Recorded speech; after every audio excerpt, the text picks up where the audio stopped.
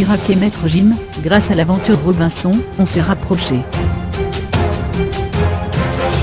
Quand Girac et Maître Jim se retrouvent dans l'aventure Robinson, une émission d'aventure diffusée ce vendredi 16 février sur TF1. Confidence. Qu'est-ce qui vous a poussé à accepter de participer au programme? Maître Jim, deux choses. Savoir si je pouvais quitter mon confort, et si je pouvais le quitter pour une association. Parlons de l'émission. NG, franchement, j'ai eu beaucoup de chance de faire l'émission avec Angie car sans lui, je serais mort. Il me nourrissait, il faisait du feu, il connaissait tout sur les poissons. Je savais que c'était un aventurier déjà. KG, il vibrait, il rit, depuis mon enfance, j'ai beaucoup voyagé donc j'ai pu apprendre de nombreuses choses. J'étais très investi, et c'est vrai qu'il fallait que je le nourrisse quand même. Vous êtes-vous entraîné avant de partir? NG, non, mais on a passé des tests physiques. C'était dur.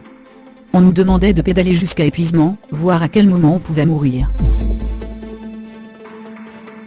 KG, si j'avais su, je me serais moins donné à ces tests d'ailleurs. Le meilleur moment de l'émission? KG, quand après avoir longtemps marché, j'ai vu Maître Jim. NG, oh oui, voir un humain, au loin. Et vous Maître Jim, à aucun moment vous n'enlevez vos lunettes. NG, non mais j'ai failli les enlever car parfois, elles me gênaient. KG, surtout pour se repérer la nuit. Déjà qu'il fait noir, avec des lunettes de soleil, c'est pas pratique pour se repérer. NG, d'ailleurs, cette première nuit, c'était la pire nuit de toute ma vie. Vous n'avez pas eu peur pour votre image? KG, non, pas pour mon image. J'avais surtout peur de savoir comment allait se passer l'aventure. NG, non, pas du tout, puis c'est pour une belle cause, il devait récolter de l'argent pour la chaîne de l'espoir, ne de la rédaction. Quelle est la première chose faite en revenant en France? NG, je suis allé au fast-food. KG, là-bas, la nourriture devient une obsession. On voit des crabes venir dans votre couchette. KG, mais oui. Alors que je suis allongé, des crabes débarquent sur moi. NG, en fait, c'était la vengeance d'un crabe. Juste avant, quand j'y ai tué un crabe et je pense, il y avait un crabe témoin de la scène, il s'est vengé. Sur l'île, avez-vous fait de la musique?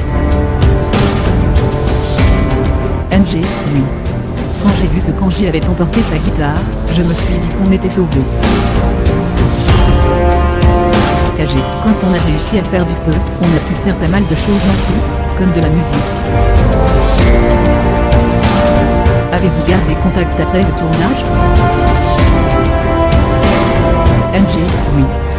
Vivre ça ensemble, ça rapproche. On se connaissait de loin mais là, c'est devenu un ami. Qu'est-ce qui a été le plus difficile sur l'île? NG, les conditions climatiques. Il n'a fait que pleuvoir et ça nous cassait le moral. Les nuits étaient terribles. KG, on était tout le temps mouillé du coup. NG, d'ailleurs, j'ai pu voir l'odeur de l'humain au bout de 5 jours. Ça se rapprochait de celle de l'âne, et un âne particulier. KG, c'est vrai que c'est dingue. Je n'avais jamais senti une odeur comme celle-ci. NG, je voulais juste plonger dans la mer pour que l'odeur parte. Et ce qui vous a fait le plus peur? NG, je me disais qu'il y avait peut-être des cannibales. On sait jamais. KG, en plus, j'ai entendu que dans la légende de l'île, on racontait qu'il y avait des cannibales.